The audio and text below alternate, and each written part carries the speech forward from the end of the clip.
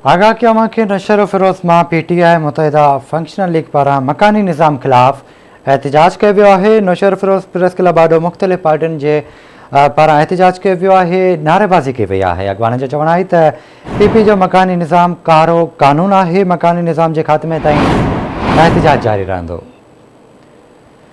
नशर फिरोज मां अवांखे अपडेट कयूं पिया। PTI मुतहदा ऐं फंक्शनल लीग पारां मकानी निज़ाम खिलाफ़ एहतजाज किया वियो आहे। प्रेस क्लब आॾो मुख़्तलिफ़ पार्टियुनि जे एहतजाज किया वियो आहे, नारेबाज़ी बि कई वई आहे। अॻवाननि जो चवणु आहे त मकानी निज़ाम कारो कानून आहे। मकानी निज़ाम के ख़ात्मे ताईं एहतजाज जारी रहंदो।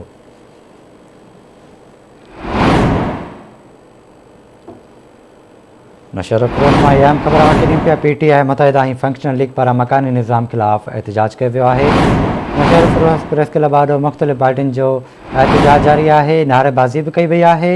अॻवाननि जो चवणु आहे त PP जो मकानी निज़ाम कारो कानून आहे। मकानी निज़ाम के ख़ात्मे ताईं एहतजाजी तहरीक जारी रहंदी।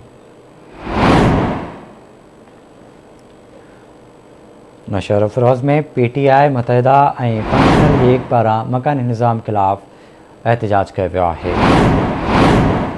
प्रेस क्लब आॾो मुख़्तलिफ़ पार्टियुनि जो एहतजाज जारी आहे, नारेबाज़ी कई वई आहे। तफ़सील नशर फिरोज मां ज़ाहिद कैमखानी खां। ज़ाहिद, आगाह कजो एहतजाज बाबति।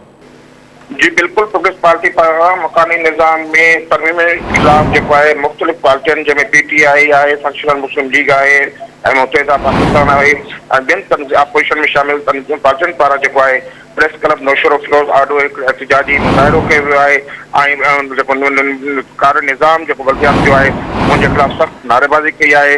उन मौक़े ते PTI अॻवान अमान काज़ी ऐं फंक्शनल लीग अॻवाननि जेको आहे ख़िताब कंदे चयो आहे त पीपल्स पार्टी जी हुकूमत जेको आहे पंहिंजे मनपसंद जेको कारो कानून आंदो आहे जंहिंखे हू मंज़ूर नथा कनि ऐं उन्हनि मुतालबो कयो आहे त फौरी तौर ते कारो कानून वापसि वरितो वञे, न त ॿी सूरत में एहतजाज जो दाइरो सॼे सिंध में वधायो वेंदो। जी ठीकु आहे ज़ाहिद, वॾी महिरबानी अवां जी तफ़सील खां आगाह करण लाइ।